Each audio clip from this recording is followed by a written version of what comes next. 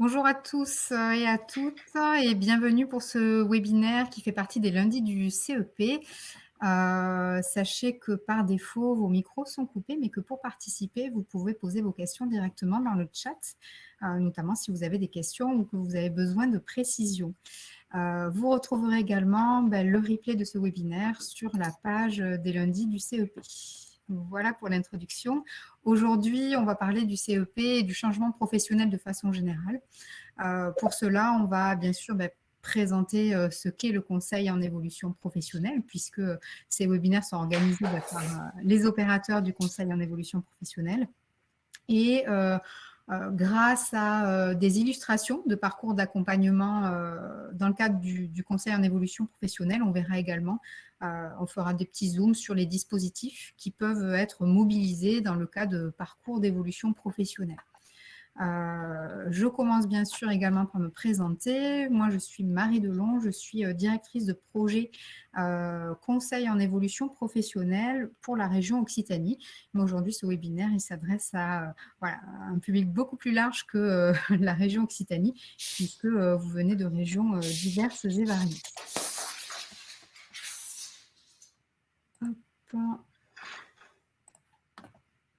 Du coup, on va commencer par décrire finalement ce qu'est le conseil en évolution professionnelle. Alors, dans les grandes lignes, on va être assez rapide là-dessus. Le conseil en évolution professionnelle, c'est un service public. Ça veut dire qu'il est gratuit, notamment, qu'il s'adresse aussi à tout le monde. Le réseau que je représente aujourd'hui, nous, on s'adresse plus particulièrement aux salariés et aux indépendants, on va le voir tout à l'heure, mais le CEP, ça s'adresse vraiment à tous les publics et c'est un lieu pour faire le point sur sa situation et, si besoin, être aidé à élaborer un projet professionnel et être aidé aussi à le mettre en œuvre ensuite. C'est un service qui est complètement confidentiel dans le sens où il n'y a pas de lien, par exemple, avec l'employeur si vous êtes salarié, et c'est également un service qui est neutre et impartial, c'est-à-dire que le conseiller il est là pour vous aider à trouver la bonne solution, mais ce n'est pas lui qui vous dit vers quel organisme de formation aller. Par exemple, c'est à vous de prendre ensuite vos propres décisions et le conseiller est là pour vous guider en toute neutralité. Donc, je vous le disais, le CEP, c'est accessible pour tous les actifs, donc pour tout le monde. C'est juste qu'ensuite, en fonction de votre statut ou de votre situation, l'opérateur qui le délivre peut être différent.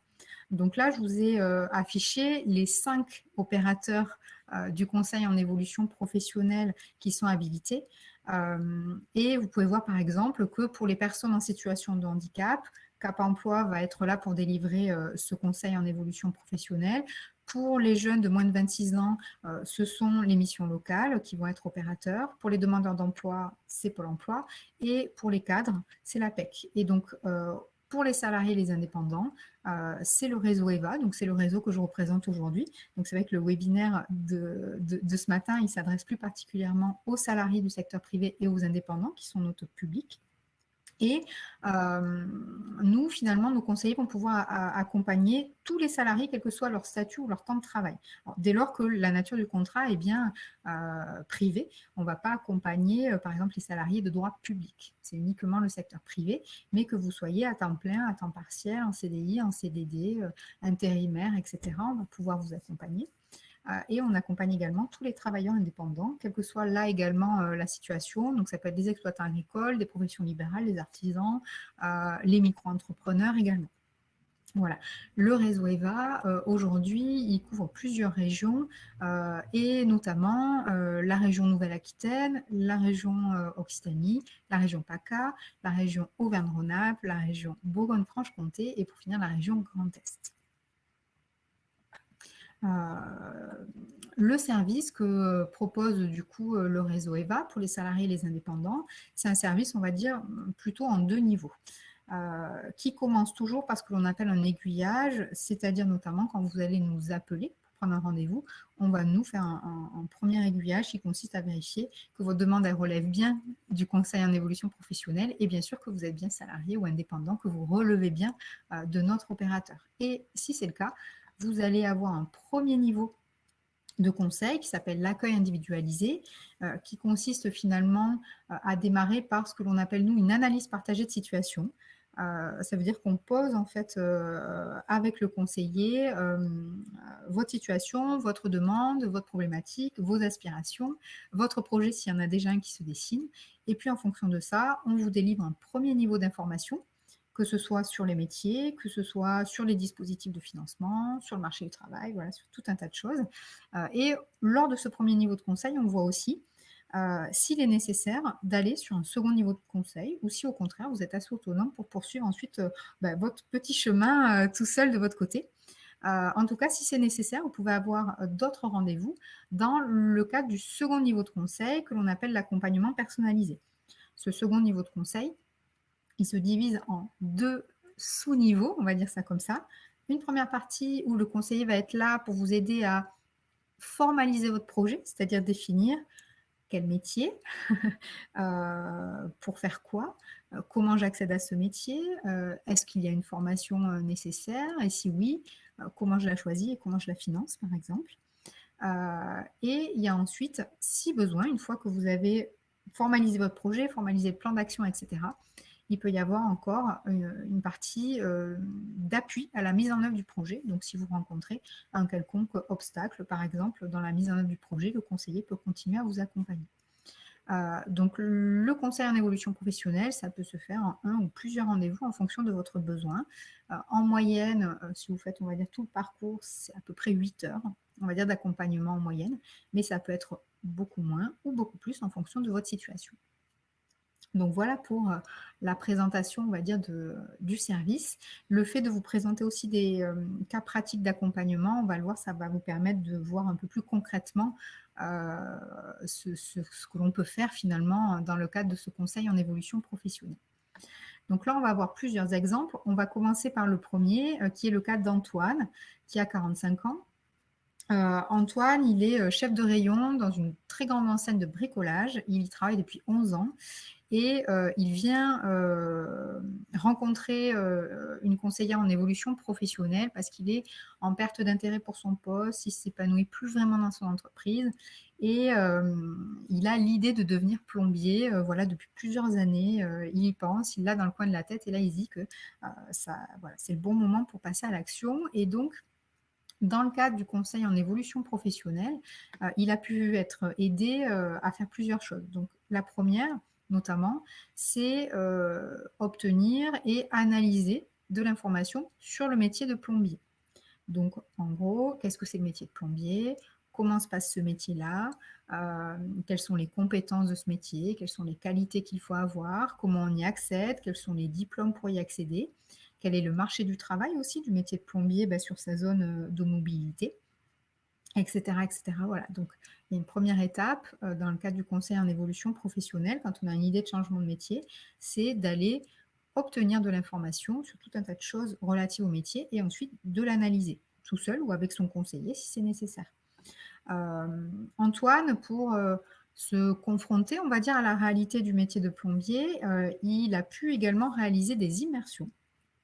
Donc, c'est-à-dire des sortes de stages d'observation, finalement, auprès de plombiers. Il en a fait 2, auprès d'un plombier salarié et auprès d'un plombier indépendant. Donc, il a passé quelques jours avec ces professionnels-là et ça a pu vraiment confirmer son intérêt pour ce métier. Donc là, dans le cadre du conseil en évolution professionnelle, on a la possibilité justement de vous prescrire des conventions de stage pour que vous puissiez aller en dehors de votre temps de travail, découvrir un métier, découvrir un nouveau secteur d'activité, etc. Parce qu'il n'y a rien de mieux que d'aller toucher la réalité de terrain d'un métier pour savoir si ce métier est vraiment fait pour nous ou pas. Donc ensuite, une fois son intérêt pour le métier confirmé, Antoine, il a pu, avec son conseiller, être aidé à identifier la bonne formation pour y accéder. Il est allé rencontrer des organismes de formation, il a pu étudier, voilà, comparer, on va dire, les offres de formation, les programmes avec sa conseillère. Et finalement, ils ont pu ensemble formaliser un plan d'action pour mener à bien ce projet. Donc, le plan d'action pour arriver au métier de plombier, pour Antoine, il passe par de la formation, puisqu'il n'a aucune aujourd'hui qualification, on va dire, dans ce domaine-là. Donc, ça passe forcément par de la formation.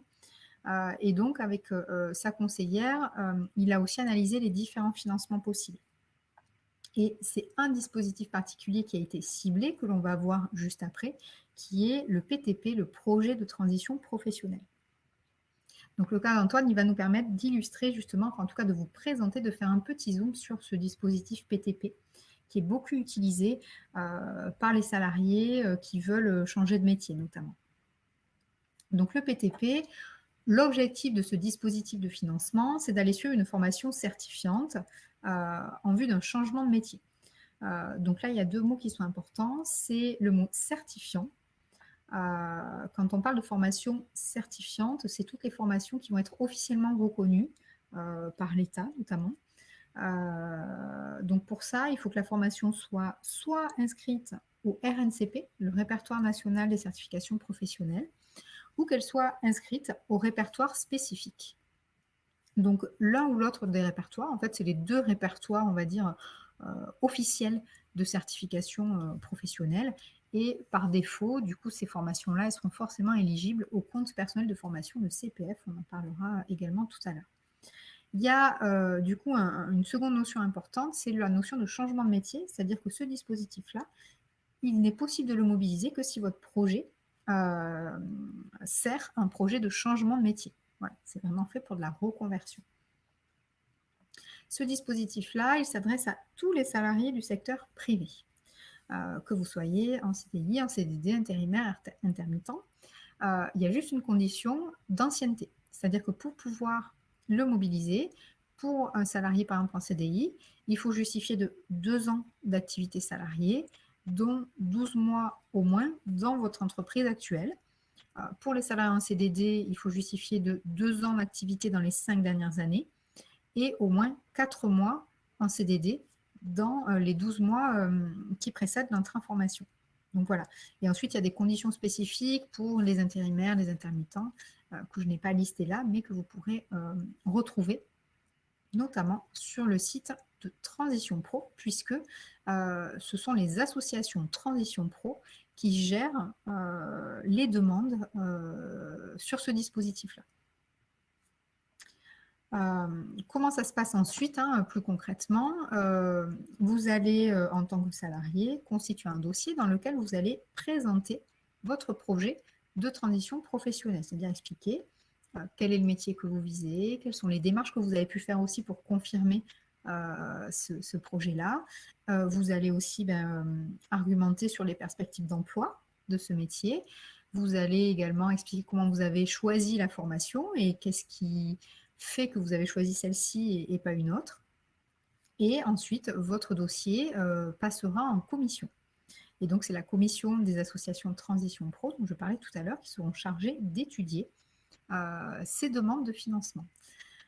Si la commission accepte votre financement, accepte de financer, il y a plusieurs choses qui sont prises en charge. Donc d'abord, le coût pédagogique de la formation, c'est-à-dire les frais, tout simplement, le coût de la formation, et également votre rémunération et les frais annexes. Le principe de ce dispositif PTP, c'est que vous allez demander une autorisation d'absence plutôt à votre employeur pour aller suivre une formation. Et si votre employeur accepte, vous continuerez à être rémunéré, comme si vous étiez sur votre poste. Hein. En fait, vous êtes toujours salarié pendant la formation, donc vous continuez à être rémunéré. Et c'est l'association Transition Pro de votre région qui prendra en charge votre rémunération et qui prendra en charge aussi les coûts pédagogiques de la formation et les frais annexes s'il y en a. C'est pour ça aussi que dès lors que la formation va se dérouler sur le temps de travail, vous allez devoir obligatoirement obtenir l'autorisation d'absence auprès de votre employeur. Donc, dans la démarche, hein, au moment où vous constituez votre dossier, vous allez adresser une demande officielle par écrit à votre employeur. Et lui, il dispose de 30 jours pour vous donner une réponse. Il peut refuser ou reporter votre absence sous certaines conditions. Donc ça, on ne les a pas toutes listées, mais vous pourrez voir ça directement avec notamment votre conseiller en évolution professionnelle. Si votre employeur accepte, vous allez donc finaliser la constitution de votre dossier. Je vous l'ai dit, ce dossier-là, il devra être déposé auprès de l'association Transition Pro de votre région. Il passera ensuite en commission. La commission, son rôle, c'est d'étudier la pertinence de votre projet. Et pour ça, il y a 3 critères qui vont être étudiés. la cohérence de votre projet, c'est-à-dire d'où ça vient, tout simplement, comment vous avez eu cette idée-là, est-ce que vous avez des ressources par rapport à ce projet-là, c'est-à-dire, je ne sais pas, des compétences peut-être transférables, des qualités certaines pour le métier que vous visez, quelles sont les démarches aussi que vous avez pu faire pour confirmer votre intérêt pour le métier, donc rencontrer par exemple des professionnels, faire des immersions, ce genre de choses. Vous allez ensuite présenter la pertinence du parcours de formation, donc pourquoi vous avez choisi ce parcours-là de formation et en quoi il est pertinent par rapport au projet de reconversion globale. Et vous allez également présenter les perspectives d'emploi à l'issue de la formation. Donc la commission, elle va étudier votre projet en fonction de ces 3 critères-là, et soit elle valide la pertinence du projet, soit elle ne la valide pas. Si la pertinence de votre projet est validée, ensuite, il y a d'autres critères aussi qui peuvent s'appliquer, notamment ce que l'on appelle des critères de priorité. Donc, notamment, les salariés qui ont un niveau, par exemple, CAP, BEP, vont être prioritaires par rapport aux salariés qui pourraient avoir, par exemple, un niveau Bac+2. Ouais, donc ensuite, il y a tout un tas de priorités qui sont appliquées, qui fait que votre dossier est financé ou pas. Pour plus d'informations, vous pouvez aller directement sur le site de Transition Pro, puisque c'est Transition Pro qui instruit et qui gère la commission sur ce PTP. Et vous pouvez aussi poser plus de questions à votre conseiller en évolution professionnelle. Voilà pour le petit zoom sur le PTP qui peut être un des dispositifs mobilisés dans le cadre d'un projet notamment de changement de métier. Si on reprend le cas d'Antoine, Antoine, il a monté du coup un dossier projet de transition professionnelle et compte tenu de son projet, de son profil également, il a pu obtenir un financement et donc partir en formation pendant 9 mois pour apprendre le métier de plombier tout en continuant à être rémunéré dans le cadre de son contrat de salarié. Et puis à la fin de la formation, il a pu trouver un nouveau poste de plombier. Puis du coup, il a démissionné de son ancienne entreprise, de l'enseigne de bricolage, pour aller rejoindre une nouvelle aventure en tant que plombier dans une autre entreprise. Je passe du coup au cas suivant, qui est le cas là de David. David, il a 26 ans, il est chargé de communication au sein d'un très grand groupe de santé, plus particulièrement un grand groupe de mutuelles. David, il souhaite acquérir de nouvelles compétences dans un secteur qui l'intéresse particulièrement, qui est la création de vidéos pour le web. En fait, David, il fait déjà ça de façon, on va dire, autodidacte, pour le plaisir, dans sa vie personnelle. Mais il se dit qu'en tant que chargé de communication, ça l'intéresse aussi de pouvoir acquérir des compétences, on va dire, complémentaires pour vraiment s'en servir aussi de façon professionnelle sur son poste de travail. Donc, il vient voir, il vient aussi, lui, dans le cadre du conseil en évolution professionnelle, avec cette idée-là, c'est-à-dire, je veux acquérir de nouvelles compétences dans la création de vidéos pour le web. Et en lien à la fois avec un intérêt personnel, mais aussi en lien avec son emploi d'aujourd'hui. Donc là, avec sa conseillère en évolution professionnelle, il a pu finalement identifier les compétences à acquérir au regard de son objectif professionnel. Donc, ils ont regardé ensemble quelles étaient justement les compétences nécessaires pour arriver à pouvoir créer des vidéos professionnelles pour le web. Ensemble, ils ont sélectionné plusieurs offres de formation, notamment celles qui étaient éligibles au CPF, au compte personnel de formation. On va le voir juste après. Il a pu, avec les conseils de sa conseillère, les comparer pour choisir aussi l'offre de formation la mieux adaptée à son projet, à sa situation, etc. Et David, sa conseillère, l'a également aidé à préparer un petit argumentaire pour proposer cette action à son employeur, puisque l'idée de David, c'était d'aller suivre cette formation pendant son temps de travail. Et puis, comme la formation peut finalement intéresser l'entreprise, parce qu'il compte bien finalement créer des vidéos pour son entreprise, il s'est dit que ça pouvait intéresser son employeur. Donc, avec sa conseillère, ils ont travaillé un argumentaire pour pouvoir proposer concrètement cette action à son employeur. Son employeur, à David, a accepté qu'il puisse le faire sur son temps de travail. Et donc ensuite, dans le cadre du conseil en évolution professionnelle, David a été aidé en fait à acheter la formation en ligne, puisqu'on va le voir avec le compte personnel de formation, c'est un achat en ligne. Ça nous permet de faire un petit zoom du coup sur ce fameux CPF, le compte personnel de formation. Ce qu'il faut savoir, c'est que le compte, il est alimenté automatiquement chaque année. Donc vous avez tous, salariés ou indépendants, un compte qui existe en ligne qu'il vous faut aller activer sur le site du CPF qui est moncompteformation.gouv.fr. C'est un compte qui est géré aujourd'hui par la Caisse des dépôts. Vous avez le petit logo là en rouge. Donc c'est la Caisse des dépôts aujourd'hui qui s'occupe de l'alimentation du compte et de la mobilisation en fait du compte.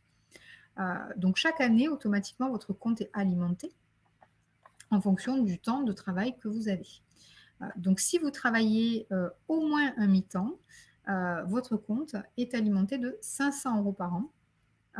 Et par contre, vous avez une majoration de 300 €, c'est-à-dire un versement de 800 € par an, si vous êtes bénéficiaire de l'obligation d'emploi des travailleurs handicapés. Donc par exemple, si vous avez une RQTH, une reconnaissance en qualité de travailleur handicapé, et vous avez également une majoration de 300 € si vous n'avez aucun diplôme, c'est-à-dire pour les salariés non qualifiés.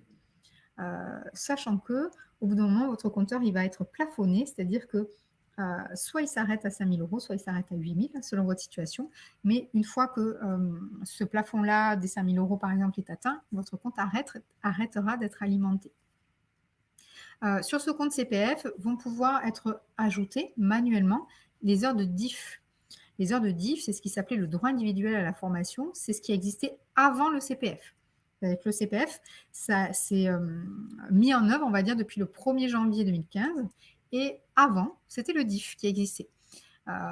Mais les heures que vous aviez pu acquérir au 31 décembre 2014, finalement, lorsque ça a disparu, les heures de DIF que vous aviez acquis vont pouvoir être quand même rajoutées à votre compte. Alors là, attention par contre, vous n'avez que jusqu'au 30 juin pour le faire. Donc autant dire que c'est dans 2 jours. Donc il ne faut pas tarder si vous ne l'avez pas fait. C'est-à-dire que normalement, si vous étiez par exemple salarié à ce moment-là, au 31 décembre 2014, lorsque le DIF a disparu, votre employeur a dû vous remettre une attestation qui mentionnait le solde d'heures de DIF que vous aviez acquis au 31 décembre 2014. Donc c'est à vous d'aller le reporter manuellement sur votre compte CPF en ligne. Voilà, donc ça, vous avez jusqu'au 30 juin pour le faire. Si vous ne l'avez pas fait avant cette date, vos heures, elles seront malheureusement perdues. Voilà. Par contre, si vous les avez saisies, elles seront valables à vie. Vous pourrez les utiliser quand vous voudrez. Pour le CPF, toutes les formations ne sont pas finançables, c'est-à-dire qu'il y a des conditions. La première catégorie d'actions qui sont dites éligibles, ce sont les actions de formation certifiantes, c'est-à-dire, comme on le disait tout à l'heure, qui sont inscrites au RNCP, le répertoire national des certifications professionnelles, ou qui sont inscrites au répertoire spécifique. Donc, première catégorie d'actions finançables, on va dire, via le compte personnel de formation.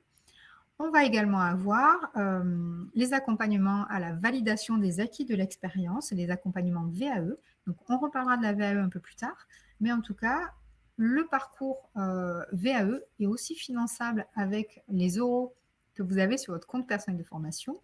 Vous allez pouvoir également financer des bilans de compétences, on en reparlera aussi.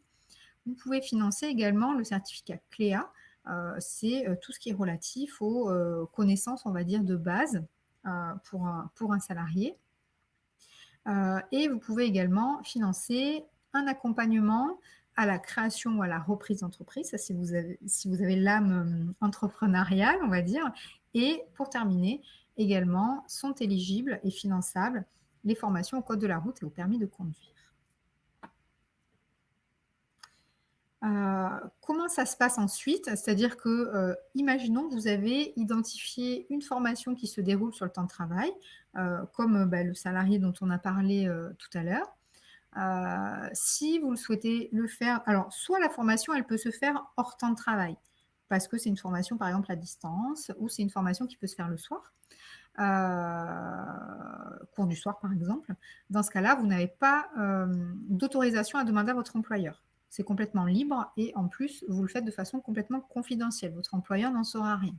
Par contre, dès lors que la formation que vous ciblez se déroule sur les jours où vous travaillez normalement et que vous ne voulez pas poser de congé pour pouvoir partir en formation, là, vous allez devoir adresser une demande d'autorisation d'absence à votre employeur. Dans le cas du compte personnel de formation, votre employeur il peut refuser autant de fois qu'il le souhaite sans avoir à fournir d'explications. C'est-à-dire que sur ce dispositif-là, votre employeur peut refuser de façon officielle et légale que vous fassiez la formation sur votre temps de travail. Contrairement au dispositif que l'on a vu juste avant, le projet de transition professionnelle, où là, les cas de refus ou de report d'absence sont très encadrés.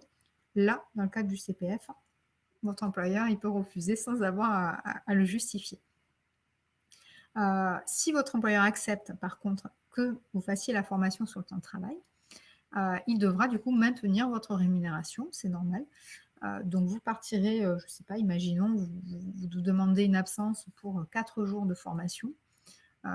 C'est 4 jours où vous serez bien sûr rémunéré et où vous pourrez partir librement en formation dès lors que votre employeur a accepté. Au niveau de la prise en charge, la Caisse des dépôts, donc qui est le financeur, le gestionnaire, on va dire, des fonds du compte personnel de formation, ne va financer que le coût pédagogique, c'est-à-dire le coût de la formation. Ça veut dire notamment que votre rémunération n'est pas prise en charge, que les frais de déplacement non plus. Donc la rémunération, c'est votre employeur, hein, de toute façon qui vous la verse, mais il n'est pas, on va dire, remboursé de votre rémunération. C'est la différence avec le dispositif précédent. C'est-à-dire que dans le cadre du PTP, que l'on a vu juste avant, votre employeur maintient votre rémunération, mais il en est remboursé. Donc ça n'a pas de coût pour lui. Par contre, dans le cadre du CPF, là, il maintient votre rémunération, mais c'est à sa charge, il n'en sera pas remboursé. Voilà. Et il n'y a pas non plus de prise en charge des frais annexes, c'est-à-dire frais de déplacement ou frais d'hébergement, si la formation n'est pas à côté de chez vous. La prise en charge aussi de la Caisse des dépôts, elle est plafonnée à hauteur des droits que vous avez sur votre compte. Donc, si vous avez 5 000 € par exemple, ou on va dire un petit peu moins, on va prendre un exemple moins haut, que vous avez que 3 500 € par exemple sur votre compte personnel de formation, la Caisse des dépôts ne financera que 3 500 €. Donc, s'il vous manque des sous, vous allez pouvoir étudier les possibilités d'abondement de votre compte. Donc, on va en parler, ça nous fait le lien. Donc là, par exemple, si vous n'avez pas assez d'euros sur votre compte, qu'il vous manque, je ne sais pas, 200 ou 300 € pour payer la formation, vous pouvez financer vous-même le complément. Donc là, c'est un achat en ligne, comme quand vous faites vos courses hein, sur Internet. Vous payez vous-même par carte bleue le complément. Mais vous pouvez aussi étudier les autres possibilités d'abondement, notamment si le coût est trop important. Le coût du reste à charge, voilà, si c'est 3 000 €, c'est compliqué de faire un paiement carte bleue pour cette somme-là. Donc, vous pouvez étudier les autres possibilités. Première possibilité, c'est votre employeur.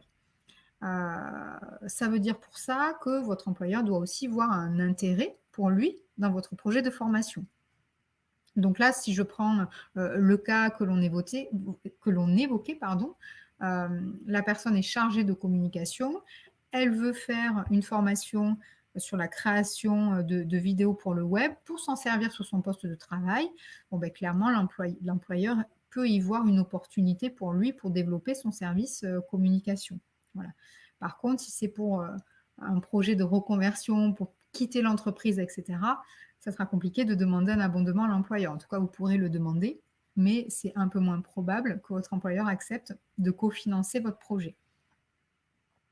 Il y a d'autres possibilités d'abondement, on ne va pas les détailler dans le détail, mais c'est pour que vous sachiez que ça existe. Et si vous voulez plus d'informations, de toute façon, votre conseiller en évolution professionnelle vous en parlera.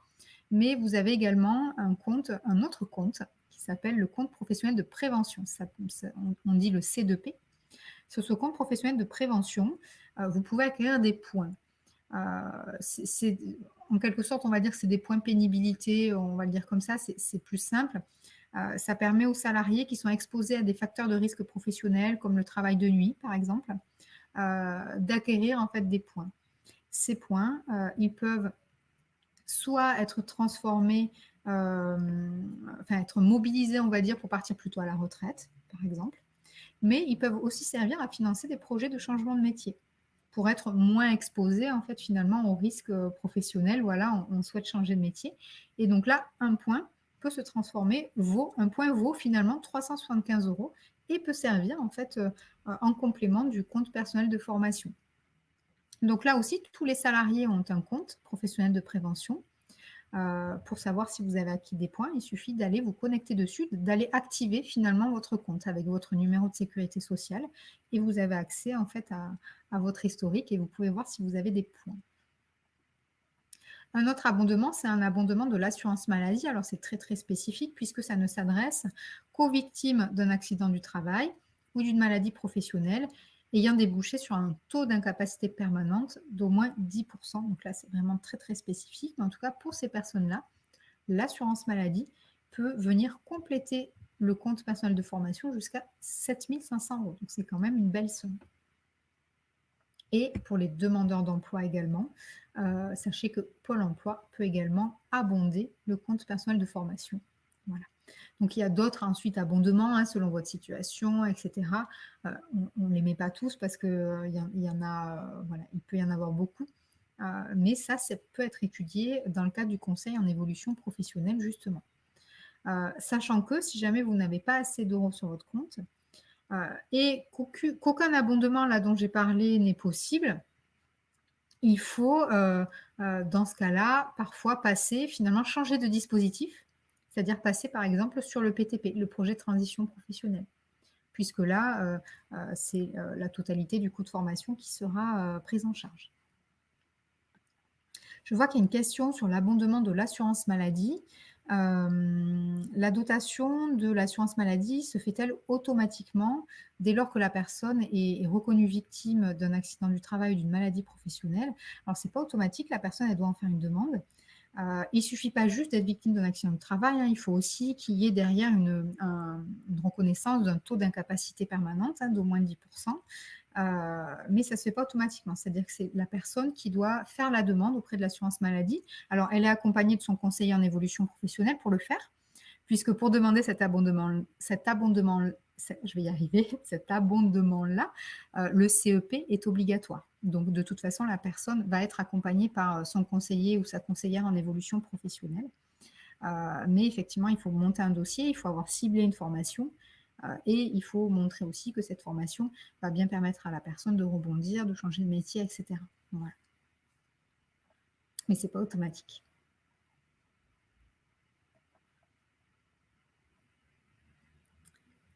Hop. Donc, j'avance sur le cas du coup suivant, qui est le cas de Raphaël. Alors, Raphaël, il a 37 ans, il est conseiller en agence de voyage depuis plusieurs années et il aime bien son métier hein, de conseiller en agence de voyage, c'est pas le problème. Mais lui, il a un projet de création d'entreprise, c'est-à-dire il veut créer une activité de traiteur avec sa femme qui est elle déjà cuisinière. Il ne sait pas trop comment s'y prendre parce que il a besoin d'être libéré de son emploi pour pouvoir commencer à faire les démarches voilà, pour développer cette entreprise de traiteur. Mais son employeur refuse la rupture conventionnelle. Et Raphaël, il sait très bien que s'il démissionne, il n'a pas droit aux allocations. C'est-à-dire qu'aujourd'hui, si vous démissionnez d'un CDI, vous n'ouvrez pas droit aux allocations chômage. En tout cas, vous avez pendant au moins 4 mois une période, on va dire, de carence. Et puis, au bout de 4 mois, vous pouvez redéposer une demande d'allocation qui n'est pas d'ailleurs acceptée automatiquement. Donc, parfois, le salarié demande une rupture conventionnelle pour pouvoir quitter son entreprise tout en touchant l'assurance chômage, mais l'employeur, voilà, rupture conventionnelle, c'est d'un commun accord avec l'employeur et des fois l'employeur n'est pas d'accord.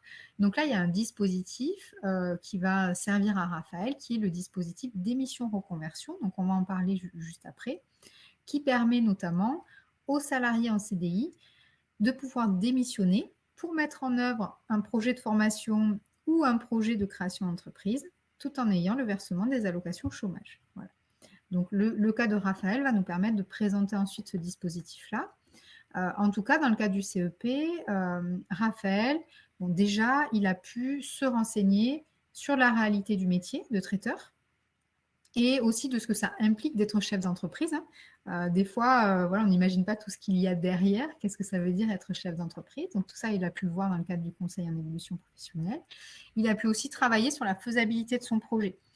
Notamment sur la faisabilité économique, sur le plan prévisionnel de l'entreprise, l'étude de marché, etc. Donc ça, il l'a fait en mobilisant une prestation externe, c'est-à-dire il ne l'a pas fait avec sa conseillère en évolution professionnelle, il l'a fait avec un expert de l'accompagnement d'entreprise et il a financé ça notamment avec son compte personnel de formation. Tout à l'heure, on a dit que l'accompagnement vraiment expert à la création d'entreprise, c'était finançable avec le compte personnel de formation. Ben, c'est ce que Raphaël a fait voilà, en articulation avec le conseil en évolution professionnelle. Il s'est fait accompagner par un expert création. Et bien sûr, il a pu s'informer sur ce fameux dispositif d'émission reconversion. Et avec sa conseillère, il a monté le dossier d'émission reconversion. Donc là, on va voir ensemble, du coup, comment ça se met en place, ce dispositif. Ce fameux, on appelle ça aussi le dispositif démissionnaire. Donc, le principe, c'est que pour tous les salariés du secteur privé qui sont en CDI et qui ont au moins 5 ans d'expérience dans les 5 dernières années, donc il faut vraiment ne pas avoir eu d'interruption de travail, on va dire, sur les 5 ans qui précèdent, peuvent bénéficier de l'assurance chômage quand ils démissionnent pour mettre en œuvre un projet de reconversion avec formation ou pour mettre en œuvre un projet de création de reprise d'entreprise. Donc, c'est assez récent puisque ça existe depuis le 1er novembre 2019, donc ça fait à peu près 1 an et demi que ce dispositif existe. Et il a servi voilà, pour de nombreux salariés, notamment pour de la création d'entreprise. Première étape, c'est bien sûr, si ça vous intéresse, de vérifier que vous avez bien les 5 ans d'expérience continue, parce que c'est une des conditions vraiment pour ensuite, pour que Pôle emploi, tout simplement, puisse vous indemniser. Ça, vous pouvez le faire en fait directement sur le site de Pôle emploi, c'est-à-dire qu'il y a un simulateur sur le site de Pôle emploi que vous pouvez utiliser pour vérifier cette condition des 5 ans. Et bien sûr, vous pourrez le faire avec votre conseiller en évolution professionnelle, puisque l'étape 2, avant toute démission, c'est de rencontrer un conseiller. C'est obligatoire, c'est dans la loi. Le passage par le CEP est indispensable. Et bien sûr, il faut le faire avant de démissionner. C'est très important. Avec la rencontre en fait avec un conseiller en évolution professionnelle, c'est aussi pour sécuriser un maximum le projet, parce que là on parle de démissionner, donc on parle de quitter un CDI finalement. Donc il faut s'être bien préparé, être sûr que tous les contours du projet sont bien sécurisés. Troisième étape, c'est de constituer, de déposer un dossier auprès de l'association Transition Pro de votre région. Donc l'association Transition Pro, on en a déjà parlé, c'est la structure notamment qui gère déjà les dossiers PTP, projet de transition professionnelle. Donc aujourd'hui, les associations de transition pro, elles sont chargées d'instruire plusieurs types de dossiers et notamment les dossiers sur le dispositif démissionnaire. Et donc l'association de transition pro, plus précisément la commission de cette structure-là, va analyser le caractère réel et sérieux du projet de création ou de reconversion. Donc là, en tant que salarié, vous constituez un dossier dans lequel vous expliquez bien votre projet et tous les éléments de votre projet pour que la commission puisse valider le caractère réel et sérieux de votre projet. Si elle le valide, vous pourrez du coup démissionner et vous pourrez aller vous inscrire comme demandeur d'emploi auprès de Pôle emploi. Vous serez indemnisé et vous mettrez finalement en œuvre votre projet en tant que demandeur d'emploi. Donc ça peut être un dispositif utile, notamment, on va dire que 70% des personnes aujourd'hui en moyenne qui mobilisent ce dispositif-là, c'est pour des projets de création d'entreprise aujourd'hui. Alors, je vois une question, les commissions étudient les dossiers chaque mois. Alors ça dépend des régions. En Occitanie, il y a une commission tous les mois, oui. Dans d'autres régions, il peut y en avoir 2 par mois. C'est variable. Donc le mieux, c'est de vous rapprocher du conseiller en évolution professionnelle déjà de votre région, ou tout simplement d'aller sur le site de l'association Transition Pro de votre région. Parce que c'est vrai qu'il y a il y a quelques disparités voilà, de calendrier ou de dépôt de dossier en fonction des régions. Donc il vaut mieux se renseigner en amont. Donc voilà pour ce dispositif démissionnaire. Concrètement, pour le cas que l'on vient de voir, son dossier a été accepté. Donc il a pu démissionner et puis ensuite monter tranquillement son entreprise de traiteur avec sa femme. L'avantage de ce dispositif-là, c'est finalement d'être libéré de son poste et donc de pouvoir se consacrer, on va dire, à temps plein à un projet de création d'entreprise, par exemple, mais tout en ayant le temps du démarrage, notamment de l'activité, quand même un revenu grâce à l'allocation chômage. Voilà. Alors après, c'est sûr qu'il faut bien réfléchir avant de démissionner, hein, parce que les revenus que l'on a quand on est, demandeur d'emploi, voilà, l'allocation chômage est d'un montant beaucoup moins important, hein, que le salaire, en CDI, heu et c'est pour ça qu'il faut rencontrer obligatoirement un conseiller en évolution professionnelle avant de démissionner. C'est pour, voilà, avoir vraiment toutes ces informations-là en tête et de démissionner en connaissance de cause et surtout qu'une fois que la commission a bien validé le caractère réel et sérieux de votre projet.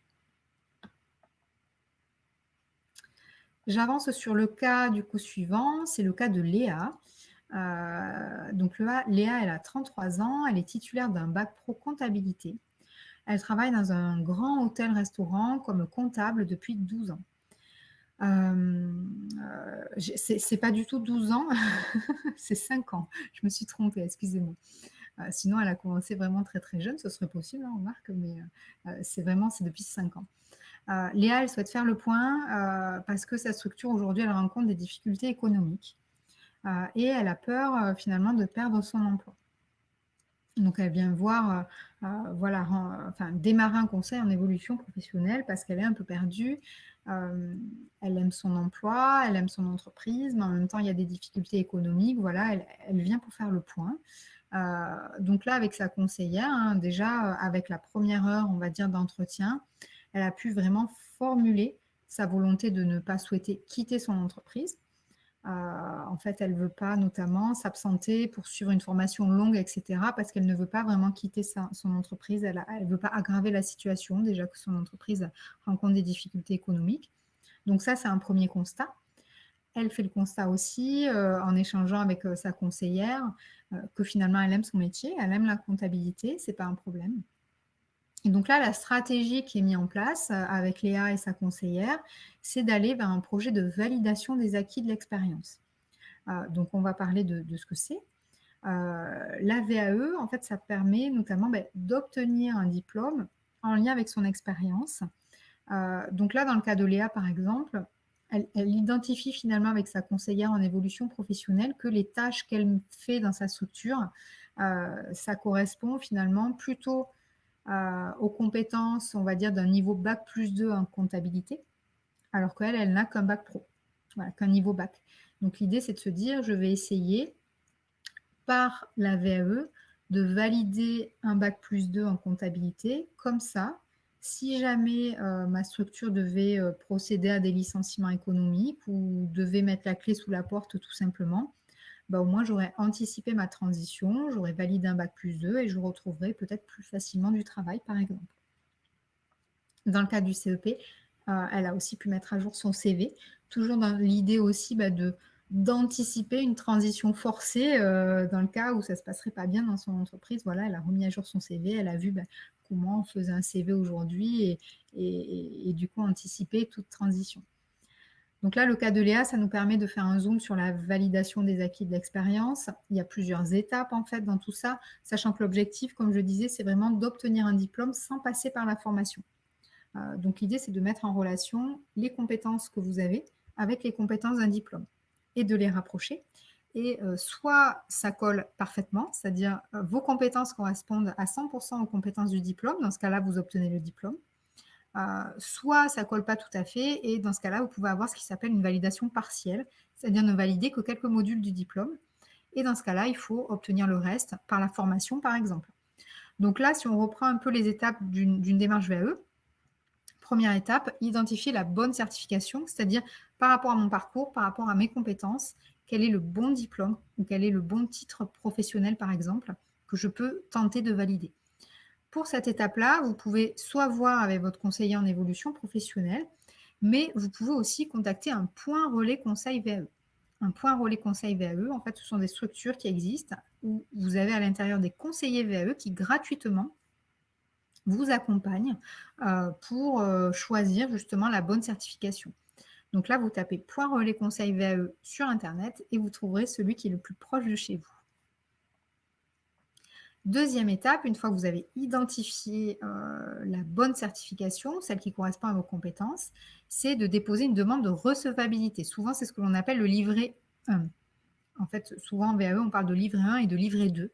Donc le livret 1, c'est finalement la demande de recevabilité que vous adressez auprès de l'organisme qui est responsable de la certification que vous avez visée.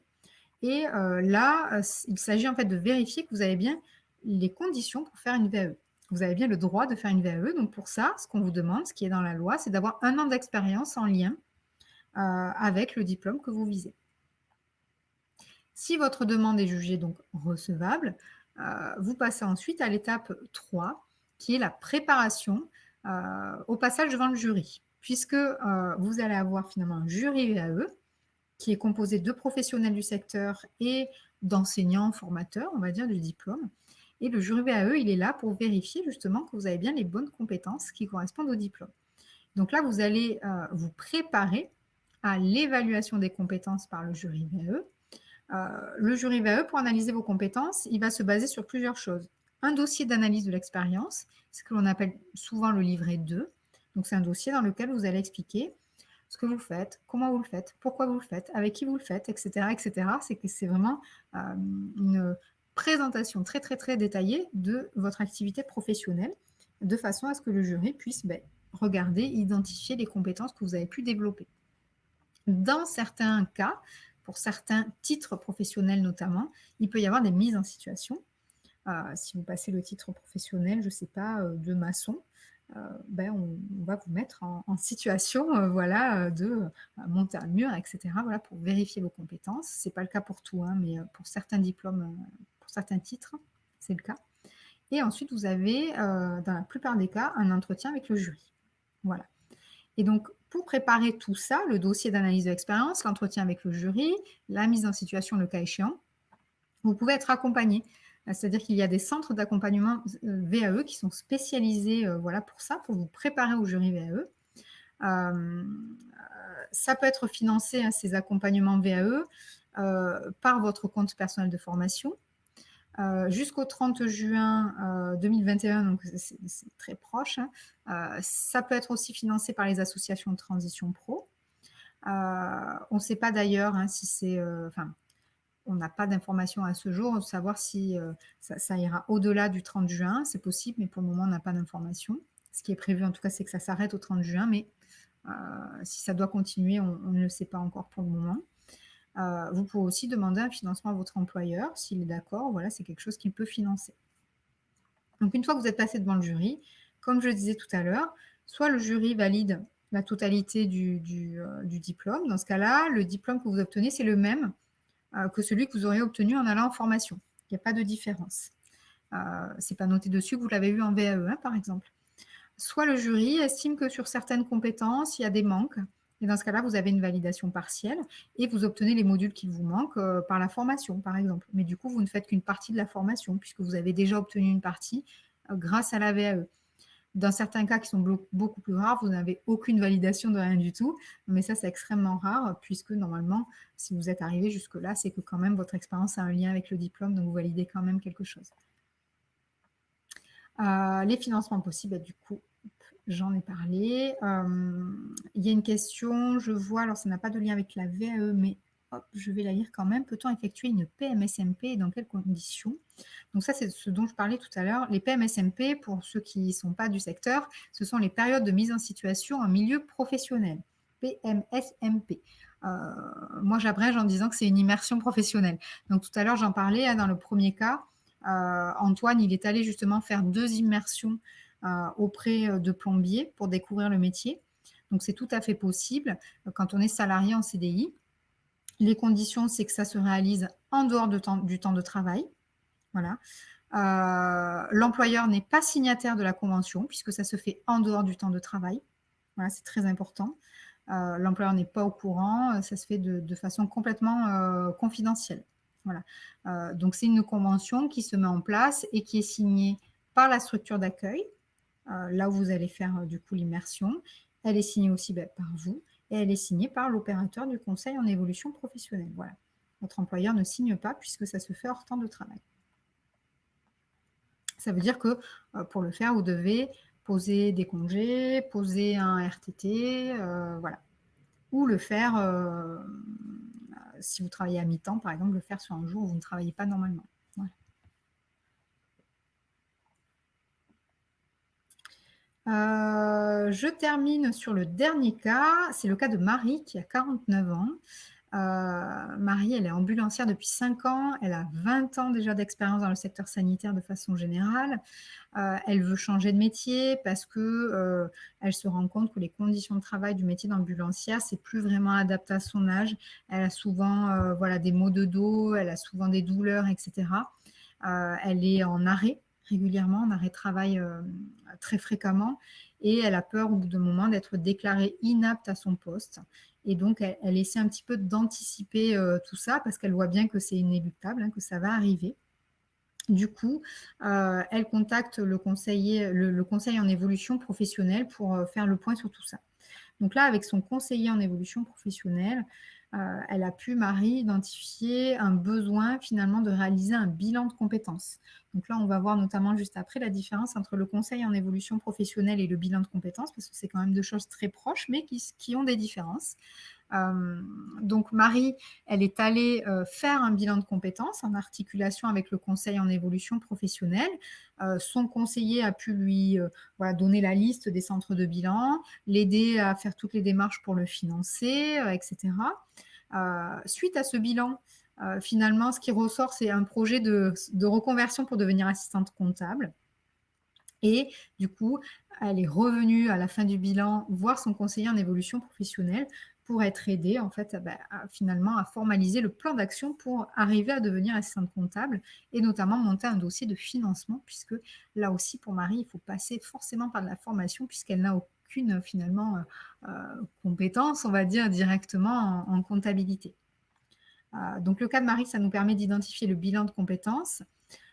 Les objectifs du bilan, finalement, c'est faire le point sur soi-même, apprendre à mieux se connaître, à mieux connaître son environnement, à mieux connaître les métiers, le marché du travail, etc., pour arriver à définir un nouveau projet professionnel.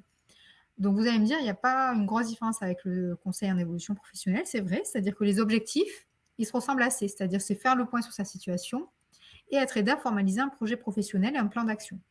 La différence, c'est dans la durée, on va dire, puisque un bilan de compétences, c'est 24 heures en moyenne, alors que le conseil en évolution professionnelle, on l'a vu, c'est à peu près 8 heures en moyenne. Donc du coup, pour les personnes qui sont un peu perdues, qui n'ont pas d'idée très définie, qui savent juste qu'elles doivent ou qu'elles veulent changer, mais sans avoir identifié d'idées ou d'objectifs, c'est mieux d'aller d'abord faire un bilan de compétences parce qu'il y a beaucoup plus d'heures qui vont être mobilisées. Et ça permet aussi, dans le cadre du bilan de compétences, de faire un gros travail sur soi, c'est-à-dire mieux se connaître, connaître ses intérêts professionnels, ses aspirations, ses traits de personnalité parfois. Voilà, il y a un gros travail d'exploration de soi qui est fait dans un bilan de compétences qui ne sera pas fait dans le cadre du conseil en évolution professionnelle. Donc, dans certains cas, vous pouvez aller rencontrer un conseiller en évolution professionnelle et puis finalement, avec lui, vous allez identifier que peut-être que dans un premier temps, ce serait plus pertinent de faire un bilan de compétences. La différence aussi, hein, c'est que le bilan de compétences, c'est payant, alors que le conseil en évolution professionnelle, c'est gratuit. Mais il y a plusieurs financements possibles hein, du bilan de compétences, le compte personnel de formation ou votre employeur, s'il est d'accord. Donc voilà pour différence entre différence et similitude hein, finalement entre bilan de compétences et conseil en évolution professionnelle. C'était le dernier cas, le cas de Marie.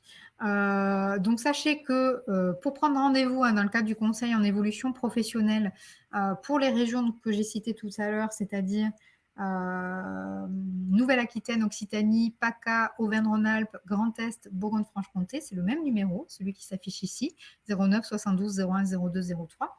Si vous êtes salarié dans une autre région, vous allez sur le site officiel du CEP, c'est-à-dire mon-cep.org, vous cliquez sur votre région et vous trouverez les coordonnées de l'opérateur de votre région.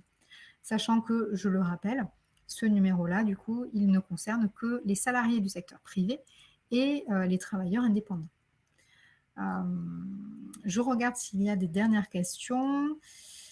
Peut-on effectuer une période d'essai dans une autre entreprise lorsqu'on est en CDI ou en CDD? Alors ça relève des questions de droit du travail. Je ne suis pas une experte. Pour moi, en fait, alors, je préfère pas répondre parce que je ne suis pas experte de ça. Ça concerne ni un dispositif de financement, ni directement le CEP. Heu, mais si vous êtes en CDI ou en CDD, normalement pour aller travailler ailleurs, il ne faut plus être, en emploi à moins que, votre employeur, l'autorise, voilà, enfin, ouais, bon, ça c'est un peu trop technique, ensuite ça relève du droit du travail donc je préfère pas, dire une bêtise. Parce que là, on parle vraiment d'une période d'essai, et pas d'une immersion, voilà, c'est 2 choses différentes. Il me semble pas, qu'il y a d'autres questions. Si le forfait VAE qui est financé par, les associations de transition pro, est un plus du CPF ou celui-ci est-il automatiquement prélevé? Alors non, il y a pas de lien avec le CPF. C'est-à-dire que, le forfait VAE de transition pro, c'est un forfait de transition pro, ça ne va pas fonctionner le compte personnel de formation. C'est 2 choses complètement différentes. Donc soit on sollicite l'association de transition pro pour le financement VAE, soit on sollicite le CPF. Il n'y a pas de lien, il n'y a pas de ponctionnement automatique. Bah, du coup, on est dans les temps. C'était censé durer 1 heure, c'est 11h56. Donc, au niveau timing, on est très bien. Je vois qu'il n'y a pas d'autres questions. Donc, du coup, je vous souhaite une bonne fin de journée, une bonne semaine. Et puis, n'hésitez pas à contacter l'opérateur CEP de votre région si vous avez besoin de plus d'informations. Bonne journée, à bientôt.